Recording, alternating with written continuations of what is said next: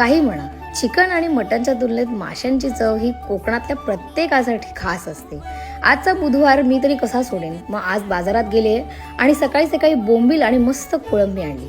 ही पाटाखाली मी कोळंबी ठेवले जेणेकरून ह्यातले पाणी आहे ते निघून जाईल. थोडासा लिंबू पिळला होता आणि नंतर मस्त मी हे बोंबील मॅरिनेट केले. यामध्ये कोकमाचा आगळ घातलाय, आलं लसूण पेस्ट, हळद, तिखट आणि थोडीशी धणेपूड आणि मग काय मस्त कालवून याला मी बाजूला ठेवून दिलं. आणि त्यानंतर गरमागरम तेलावरती हे खरपूस असे मासे भाजले आणि सोबत कोळंबी सुद्धा फ्राय केली आणि एन्जॉय केली. माशाची कढी, चपाती आणि हे मस्त कुरकुरीत